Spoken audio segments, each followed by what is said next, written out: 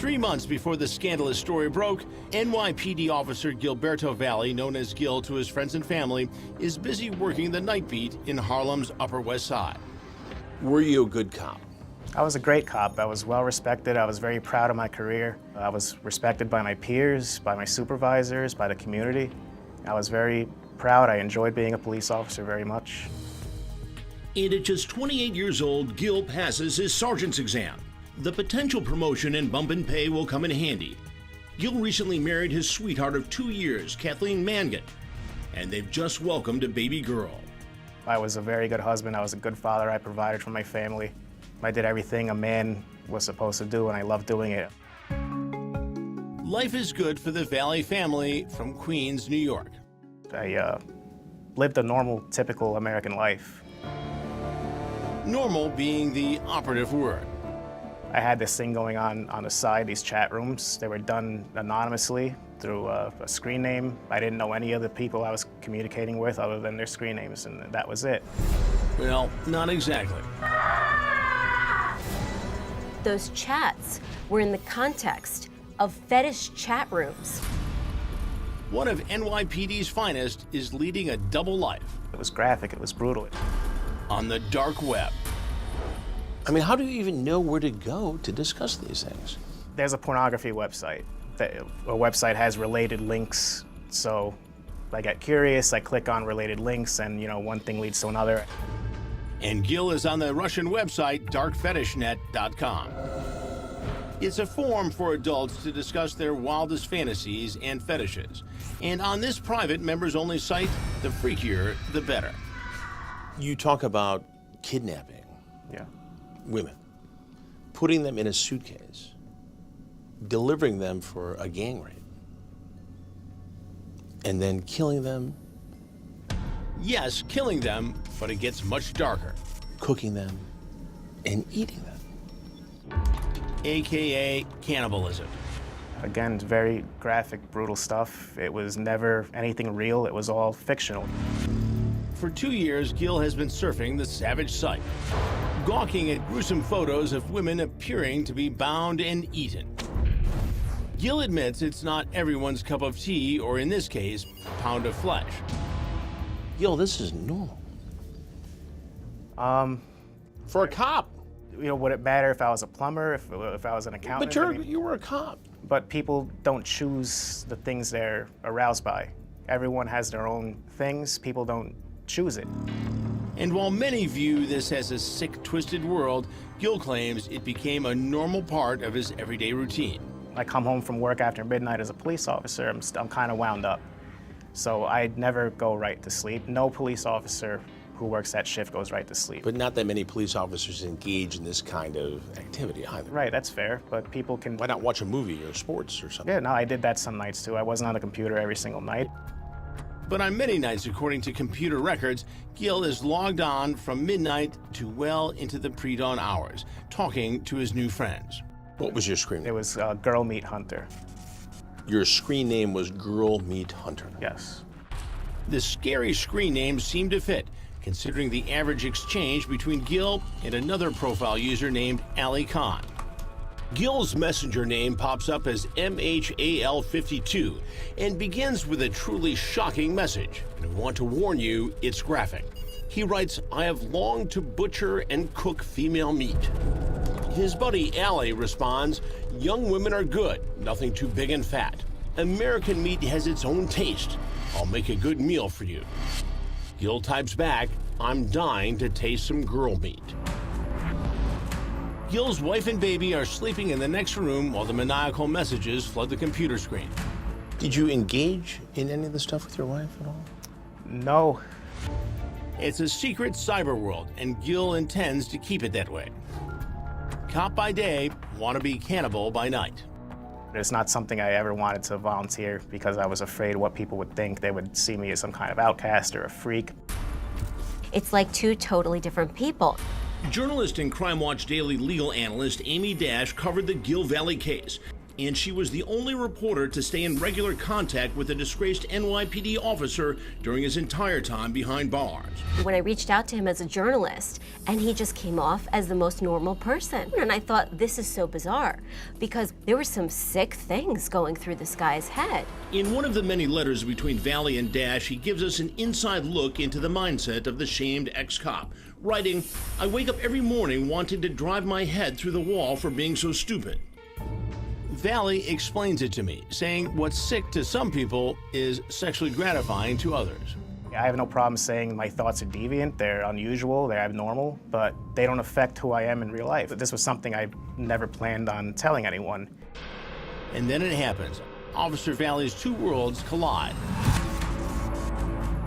She found the internet history of the kind of websites I was looking at. From there, that led to her finding the chats. The clean cop's dark and dirty side is exposed.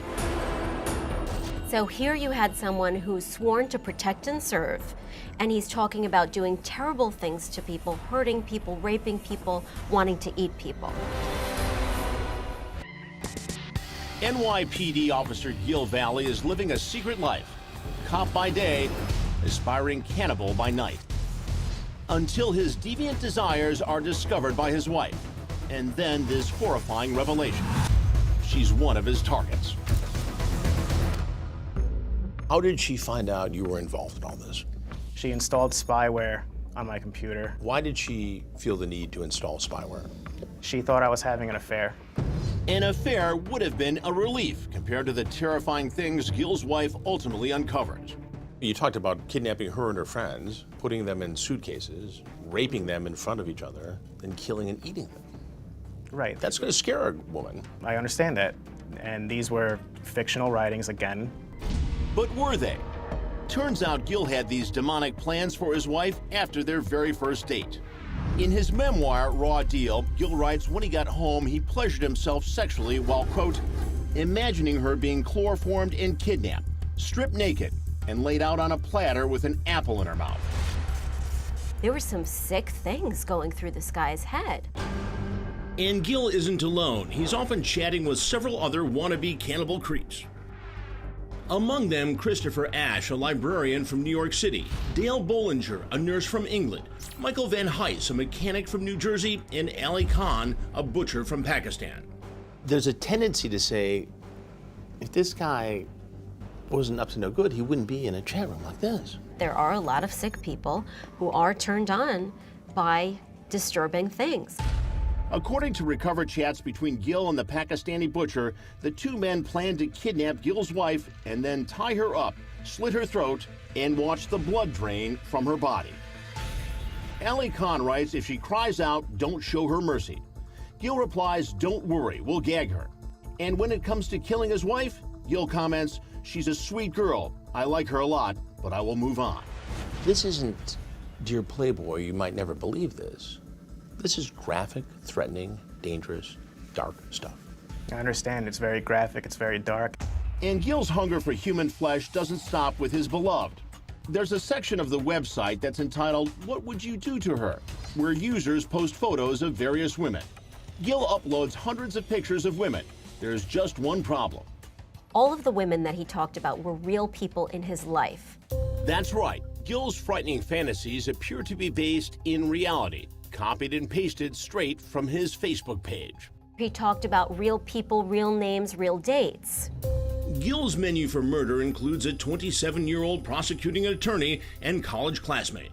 Concerning this woman, and again warning it's graphic, Gil brags about tying her up to a pulley apparatus in his basement and cooking her alive. Gil writes things like, she'll be trussed up like a turkey, she'll be terrified, screaming and crying. These are your words. I understand. I know. You don't dispute that. Yeah, there's no denying that I wrote that stuff. It's just, it's one thing when I'm an anonymous screen name. It's another thing when I'm sitting here looking at you, and I'm Gil, and I'm a person now. And then there's an acquaintance who Gil knows through his wife. He allegedly plans to abduct and sell this woman to his online buddy, Michael Van Heist from New Jersey. Gil writes, $5,000 and she's all yours. The Jersey mechanic writes back, could we do $4? Remember, Gil is a cop sworn to protect people. And finally, there's an 18-year-old student who attends Gil's high school alma mater. He refers to her as, quote, the most desirable piece of meat I've ever met. I speak about in these chats a human-sized oven, a house in the middle of nowhere, a white van. None of the stuff exists. It's all clearly fictional. But how do you even think that up? It's not normal. It's just fiction. It's just writing. It's just, you know. But you see how it looks. No, sure. I understand how it looks. I totally get it. It looks like you're preparing to kidnap, rape, kill, and eat. Based on completely fictional writing. But when Gil's wife reads these menacing messages, she packs up their baby and flees to her parents' home. What did she say to you after she read about these twisted fantasies? Her initial reaction was to try and work this out. She sent me a text message after she left. She said, let's try and, I'm not giving up, let's try and find a couples therapist. But it appears Mrs. Valle has a change of heart. She went to the FBI. Yes. Then, about a month after Gil's wife leaves him, all hell breaks loose. There's a knock at the door, and when he opens it, there are 6 FBI agents, guns drawn, squarely in his direction. Well, I'm a very good writer, obviously. The FBI thought I was committing a real crime. Thought or knew? Ends up the feds had been watching Gil, and according to them, Gil has been doing some watching of his own. The feds call it stalking. He was surveilling these women. So he had accessed an NYPD database, and he had started looking up personal information. He accessed, as a police officer, a law enforcement database. That's right. And was essentially using it illegally. Yes. To get information on potential targets. Yes, and That's a big deal. It is a big deal. Officer Valle is charged with conspiracy to commit kidnapping and illegally accessing a federal law enforcement database. If convicted on the 2 felonies, the NYPD cop faces life in prison. It's a sensational story. Oh, Cannibal Cop. There was a huge headline here. Sure, and I was kind of shielded from that because I was in prison. I never really got the extent of how big it was on the outside. But inside the courtroom, the shocking and gruesome details of Gil's cannibalistic chats are dissected line by line. It was brutal. It was a nightmare. It was very tough. Then a big moment when Gil's wife takes the stand. She tearfully testifies to discovering thousands of emails and photos of herself and friends on her husband's computer. He's talking about doing terrible things to people, hurting people, raping people, wanting to eat people. For 12 straight days, it's a parade of Gil's former college classmates and friends taking the stand. Each woman recounts the most ghoulish and gruesome ways the NYPD cop planned to allegedly cannibalize them. Then the prosecution puts their star witness on the stand. The prosecution played upon the fears of the jurors. It's during this testimony that the 6-man, 6-woman jury appears to really squirm in their seats as they hear from a woman named Kimberly. She's a former college classmate of Gil's and a frequent topic of conversation between the NYPD cop and his English pal Dale Bollinger, who goes by the screen name Meat Market Man. Gil writes to Meat Market Man, "I just can't wait to get Kimberly cooking." They went into the chats, and they had FBI agents categorize the chats into fantasy and reality. The chats related to Kimberly are categorized as reality. And they said that one of the components that distinguished the reality chats was where there was specificity and where he talked about real people, real names, real dates. Unlike the other fantasy chats, prosecutors claim Gil appears to be taking real steps to kidnap and kill his former college friend. FBI agents point to a recovered document from his computer entitled "Abducting and Cooking Kimberly," a blueprint. That was a key point of the government's case. In the blueprint, Gil lists materials needed: car, chloroform, rope, gag, something to put in the trunk to collect any DNA, separate bag to gather her clothes, gloves, and cheap sneakers. And then Gil does something that he hasn't done with the other potential victims. He ended up meeting that woman on that date, though he had lunch with her and brought his wife and his child. That's right. Kimberly is no longer an online fantasy. According to prosecutors, she's now potential prey sitting inches from her alleged hunter. But the defense claims it's not enough to prove conspiracy. All they had were chats, but those chats were in the context of fetish chat rooms where you had thousands of other people talking about very similar things. So how do you tell the difference between what's fantasy and what's reality? Gil's defense team says their client never purchased materials to commit these crimes or communicated with any of the alleged co-conspirators outside of the fantasy website. There's no way that you can prosecute people in this country based on their thoughts alone without having actions to back it up. If they follow the law, they should return a not guilty verdict. Then, after nearly 2 weeks of testimony, the jury reaches a decision. Guilty. I'm in shock. Gil Valle's mother is not alone. The NYPD Cop's defense team is stunned by the verdict. It's a devastating verdict for us. We truly believe in our client's innocence, and it was devastating to hear guilty. But is he? It was devastating to hear guilty. NYPD Officer Gil Valle, dubbed the Cannibal Cop, is found guilty of conspiracy to commit kidnapping. He's also been nailed for accessing a federal government computer database without authorization. A verdict that leaves the former officer's defense team stunned. I'm sure Mr. Valle was crying. I was certainly crying. It's emotional. It's very hard to hear. We've worked very hard, and we truly believe in his innocence. After Valle's conviction, his attorneys file a motion to appeal. Journalist and Crime Watch Daily legal analyst Amy Dash is watching this case very carefully. The case appalled me from a legal perspective because it was such a thought-based prosecution. It was straight out of George Orwell's 1984, where a man had disturbing thoughts but did nothing in reality to back them up. And he was prosecuted and convicted. But this isn't fiction. It's fact for former NYPD cop Gil Valle, currently facing life in prison. It's very hard, almost impossible, to overturn a jury verdict. For nearly 2 years, Gil Valle remains behind bars, professing his innocence to our Amy Dash. He was always polite, and he just came off as the most normal person. And I thought, this is so bizarre, because when I was reading the trial transcript, there were some sick things going through this guy's head. It's like two totally different people. There's NYPD officer husband and father Gil Valle, and then there's Cannibal Cop, with his online persona, Girl Meat Hunter. The bulk of the evidence from the prosecutors was internet-based. So you had chats, you had Google searches for blueprints for murder and rape, Google searches for chloroform. So the question becomes, is all of that internet evidence enough to prove a conspiracy and to prove criminal intent? Or do you need more? Do you need an action outside of the internet? And the shamed ex-cop's criminal action, according to prosecutors, was meeting with his former college classmate, Kimberly, for lunch. They claimed he stalked his target after putting together a document recovered from his computer entitled Abducting and Cooking Kimberly, a blueprint. They only had that one lunch date as proof of surveillance. They played upon the fears of the jury and they said, is this the type of guy that you want out on the streets? And this is what the jury bought. But now the question is, will the appeals court buy it?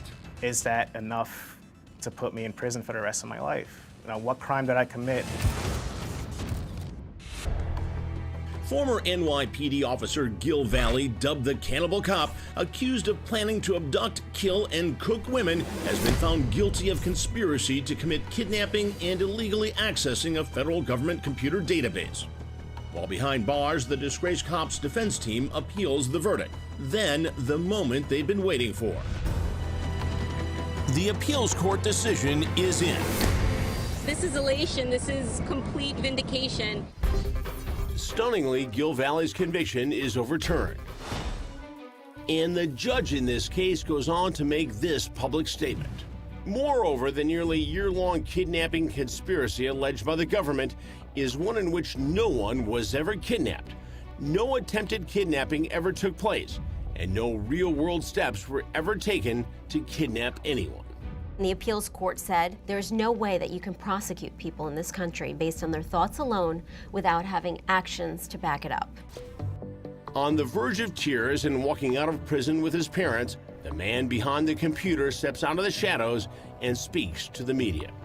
I want to take this opportunity to apologize to everyone who's been hurt, shocked, and offended by my infantile actions. Not only did we know our client was innocent, but we really believed in the rule of law. Cops usually don't fare well in prison. Right, and that's why they put me in solitary for my protection. But it was a total nightmare. I want to go home, guys, please. 21 months, I have to go home now. And our Amy Dash was the only reporter invited inside when Valle got home and walked into the loving arms of his mom. What do you guys have to say? I mean, it's like such a big day. I'm glad he's home, and I'm glad that this is all over. And the warm embrace of his dog. That's my boy, Daddy's home. During the ordeal, Gil lost custody of his daughter, and his wife filed for divorce. Have you spoken with your wife since your arrest? No, not one word. What do you say to her today, sitting here? I'm just so incredibly sorry that this all happened. I mean, I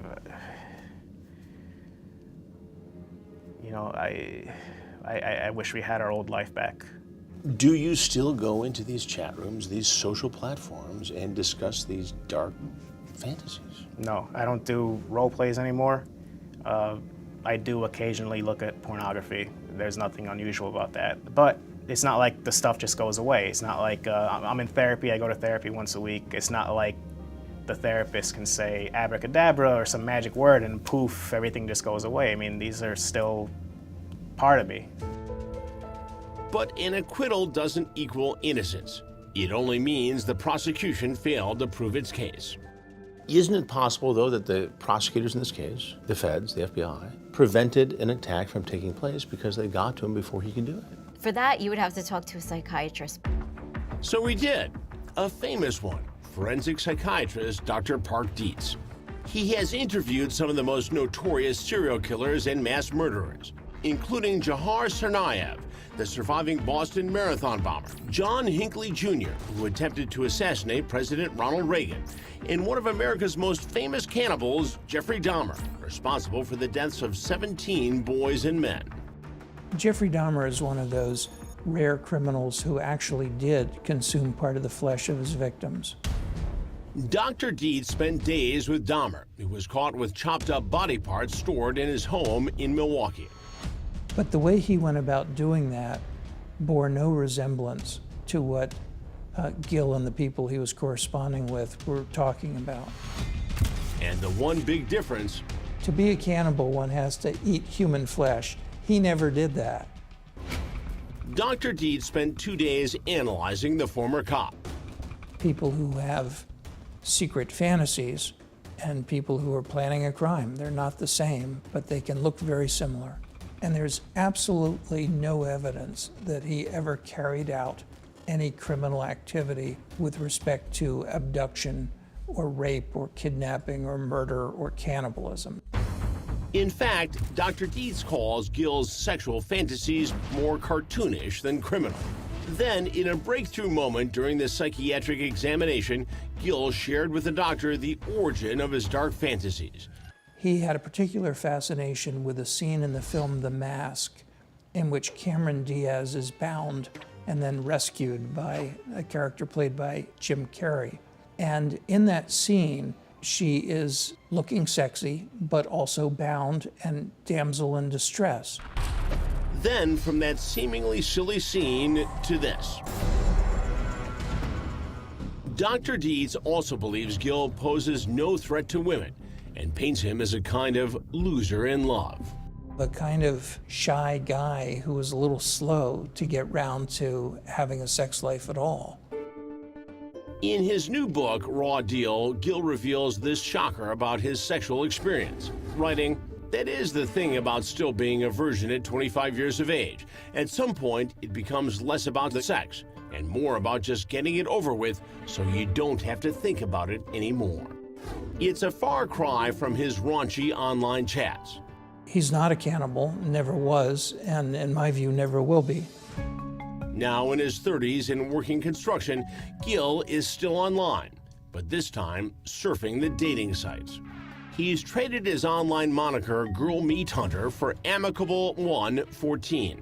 And while he admits he's still turned on by this, there's no cure, quote unquote. there's one thing that totally turns him off: smoking. Gil emphatically states on the dating app, no way. It appears everybody has their limits, even a guy nicknamed the Cannibal Cop. A nickname he'd like to take back and a life he'd like to get back. I lost my family, my career. I'll never be able to shake this nickname, the Cannibal Cop. That's always gonna stay with me forever. So I have, even though I've been exonerated, I've been acquitted, I'm still dealing with all kinds of ripple effects.